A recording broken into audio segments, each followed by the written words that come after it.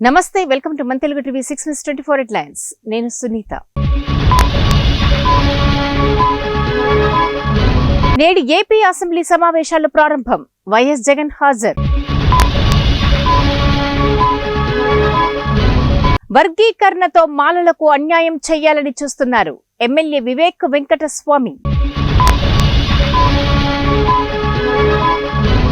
APPSC group 2 mains answer key విడుదల. APPSC ప్రకటన. ప్రతిపక్ష హోదా కావాలంటే జగన్ జర్మనీకి వెళ్లాలి. డిప్యూటీ సీఎం పవన్ కళ్యాణ్ సంచలన వ్యాఖ్యలు. ప్రజల్లోకి వెళ్లి పోరాటం చేస్తాం. ఎమ్మెల్సీ బొత్స సత్యనారాయణ. టన్నెల్లో చిక్కుకున్న వారు ప్రాణాలతో ఉంటారని భావించలేం. ఎన్డీఆర్ఎఫ్. బీఆర్ఎస్ నేతలకు మానవత్వం లేదు. మంత్రి కోమటిరెడ్డి. కుటుంబ నియంత్రణతో లోక్సభ సీట్లు తగ్గే అవకాశం. స్టాలిన్ ఆందోళన. మద్యం అమ్మకాల వల్లే కేజ్రీవాల్ ఓడిపోయారు. సామాజిక కార్యకర్త అన్నా హజారే.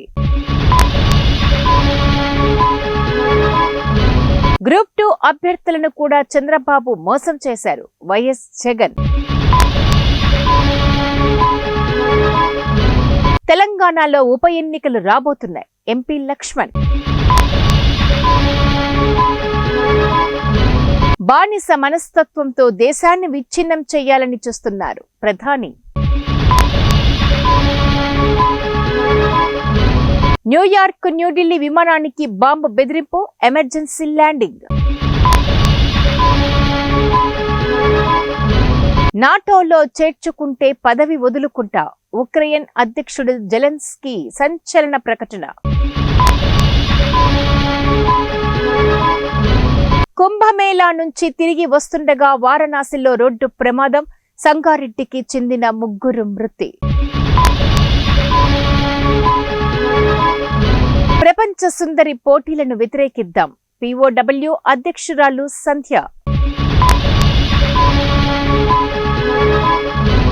ఢిల్లీ అసెంబ్లీలో ప్రతిపక్ష నాయకురాలిగా అతిషి ఎంపిక చేసిన ఆప్. 20 ఏళ్ల ముందే రాజకీయాల్లోకి వచ్చి ఉంటే మరోలా ఉండేది. కమల్ హాసన్. పాక్ జైలు నుంచి 22 మంది భారత జాలర్లు విడుదల. నేడు వాఘా సరిహద్దు వద్ద అప్పగింత.